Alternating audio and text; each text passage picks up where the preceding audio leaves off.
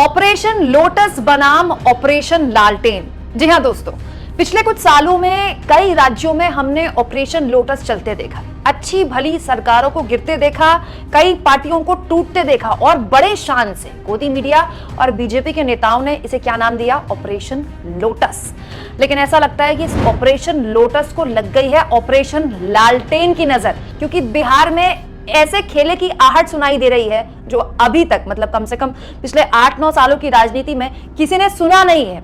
वो पार्टी जो दूसरी पार्टियों में तोड़फोड़ करने के लिए मशहूर हो चुकी है, वो पार्टी जो दूसरी सरकारों को गिराने के बाद ऑपरेशन लोटस के जरिए अपनी सरकार बनाने के लिए मशहूर हो चुकी है, उस पार्टी को डरा रहा है ऑपरेशन लालटेन का डर। जी हां दोस्तों, ऐसा लग रहा है कि 12 तारीख को बिहार में बहुत बड़ा खेला होने वाला है ऑपरेशन लालटेन के जरिए, क्योंकि ऐसा पहली बार हुआ है। जी हां दोस्तों, ऐसा पहली बार हुआ है कि बीजेपी को अपने विधायकों के टूटने का डर सता रहा है। दोस्तों, इससे पहले मैंने आपको इस वीडियो के जरिए बताया था जिसमें कांग्रेस सूत्रों ने यह दावा किया था कि कई जेडीयू के विधायक उसके संपर्क में है, यानी कि नीतीश कुमार की पार्टी के विधायक। नीतीश कुमार की पार्टी के विधायकों का दूसरी पार्टियों के साथ संपर्क में होना समझ में आता है, क्योंकि नीतीश कुमार बिहार में अब कोई बहुत मजबूत राजनीतिक ताकत नहीं रहे। लेकिन बीजेपी, दुनिया की सबसे बड़ी पार्टी, वो पार्टी जिसके पास वो चाणक्य है जिनकी कोई चाणक्य नीति कभी फेल नहीं होती, उस बीजेपी को अपने विधायकों के टूटने का डर सता रहा है।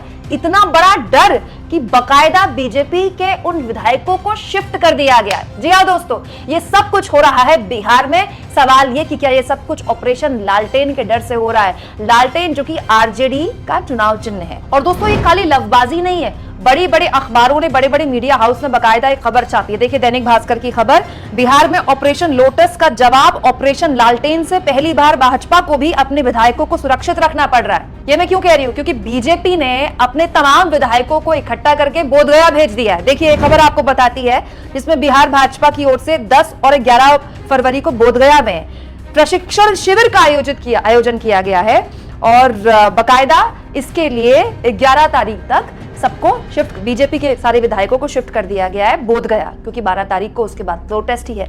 यानी कि बीजेपी के विधायकों के भी टूट की संभावना है क्या? और ये केवल 1-2 जगह नहीं, कई जगह छापा गया है कि ऑपरेशन लालटेन से खौफ में है बीजेपी। सवाल ये कि क्या बीजेपी के विधायकों को भी कोई तोड़ सकता है? इस बीच प्रतीक पटेल नाम के एक यूजर ने, देखिए, बड़ा एक इंटरेस्टिंग ट्वीट किया है। 12 फरवरी को बिहार में तेजस्वी का खेला हो या ना हो, लेकिन आग जबर लगी है। वक्त देखिए, मुख्यमंत्री नीतीश कुमार की पार्टी जेडीयू कह रही है कि हमारे विधायकों को लालच दिया जा रहा है। मोदी और अमित शाह की पार्टी बीजेपी अपने विधायकों को विश्वास प्रस्ताव के दिन यानी 12 फरवरी तक के लिए बोधगया ले जा रही है। प्रदेश भाजपा के अध्यक्ष और उप मुख्यमंत्री कह रहे हैं कि हॉर्स ट्रेडिंग नहीं होने देंगे। सवाल ये दोस्तों कि जब दुनिया की सबसे बड़ी पार्टी को इतना विश्वास है कि किसी की हिम्मत नहीं कि उनके पार्टी को या उनके विधायकों को तोड़ ले, तो फिर उनको एकजुट रखने के लिए बोधगया क्यों भेजा जा रहा है? भाई, क्या जरूरत है? पटना में रखें, जैसे कि आरजेडी ने अपने तमाम विधायकों को रखा है। दोस्तों, ये डर वाजिब है, क्योंकि आरजेडी को अगर खेला करना हुआ तो उसको कोई बल्क में बहुत सारे विधायक नहीं चाहिए, केवल और केवल 8 विधायक चाहिए। दोस्तों, आरजेडी और उसके गठबंधन के पास, यानी कि इंडिया गठबंधन के पास बिहार में 114 विधायक हैं।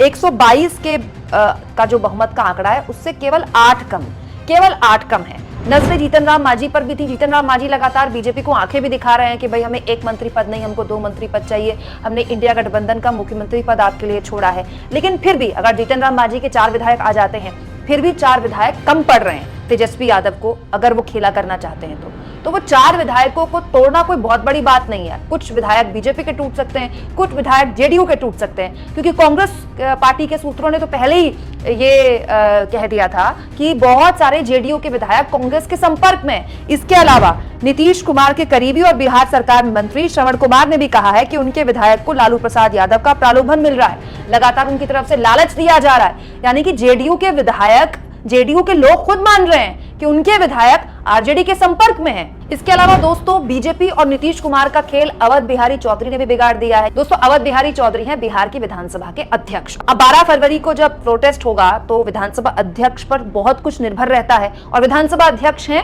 आरजेडी के सदस्य, आरजेडी से आते हैं अवध बिहारी चौधरी, और अवध बिहारी चौधरी ने के खिलाफ भी अविश्वास प्रस्ताव लाया गया, स्पीकर के खिलाफ भी अविश्वास प्रस्ताव लाया जा सकता है। और अवध बिहारी चौधरी ने भी साफ तौर पर कह दिया था कि वो किसी भी हाल में इस्तीफा नहीं देंगे, क्योंकि अवध बिहारी चौधरी का ये कहना है कि जब उनको नोटिस मिला अविश्वास प्रस्ताव का अपने खिलाफ, तो उस नोटिस के बाद 14 दिन तक का उनके पास वक्त है कि वो अपने पद पर बने रह सकते हैं। तो अगर विधानसभा अध्यक्ष आरजेडी के हुए, फ्लोर टेस्ट नीतीश कुमार और बीजेपी को करना हुआ और बीजेपी के विधायक टूट गए या जेडीयू के विधायक टूट गए और उस वक्त फ्लोर में हो गया अकेला, तो बिहार में बहुत बड़ी किरकिरी नीतीश कुमार की तो होगी दोस्तों, बीजेपी की भी हो जाएगी। दोस्तों इस पर विस्तार से मैंने कल वरिष्ठ पत्रकार राजू पेरुलेकर से भी चर्चा की थी। उन्होंने इस मुद्दे पर क्या कहा था, सुनिए।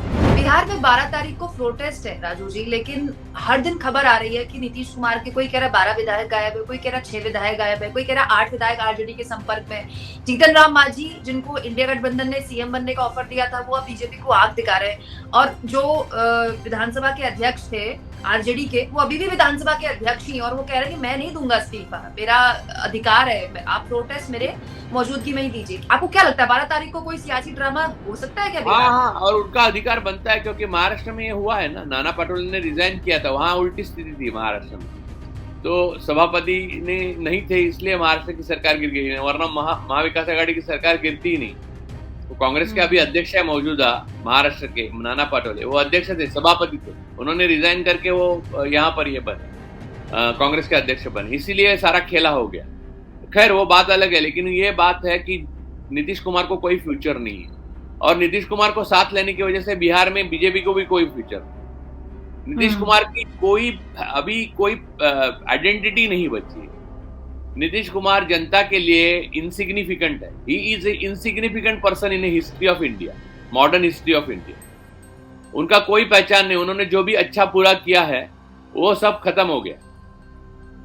इतिहास बहुत क्रूर होता है, वो आपका काला है तो काला लिखता है, सफेद है तो सफेद लिखता है। नीतीश कुमार को पलटू राम के नाम के ही से ही जाना जाएगा, और वो पलटू राम के लिए दरवाजे जो हमेशा के लिए अमित भाई ने बंद किए थे वो खोल दिए, तो उनको भी उस दोष में वो जो गुनाह है उसमें बराबरी का दोषी माना जाए। ये राजनीति में तो खिड़की हमेशा खुली रखते हैं ना सारे लोग। मुझे एक बात बताइए राजू जी, 12 तारीख को अगर बिहार में आरजेडी के ही विधानसभा अध्यक्ष रहते हैं तो क्या स्थितियां पनप सकती है, क्योंकि आपने महाराष्ट्र को बहुत करीब से देखा है। मुझे यकीन है कि जेडीयू के कई विधायक है वो वोट फ्लोर पे जेडीयू को वोट ही नहीं देंगे, या मतलब जेडीयू टूट सकती है। हाँ, या तो एब्सटेन होंगे या फिर आरजेडी और कांग्रेस के पक्ष में वोट देंगे, क्योंकि नीतीश कुमार जी जितनी बार पलटी मार चुके हैं वो देखने के बाद उनके अपनी संतान भी उन पे विश्वास करना छोड़ देगी। इतनी बार कोई पलटी भी नहीं मारना चाहिए। यानी मैं महाराष्ट्र में ऐसे हैं लोग, मैंने करीब से देखे, लेकिन उनको लोगों में कोई लोग उनको कोई मानते नहीं है, नेता नहीं मानते। नीतीश कुमार, सुशासन बाबू, वो सब वो इतिहास हो गया। नीतीश कुमार को अच्छा इतिहास है, भविष्य नहीं।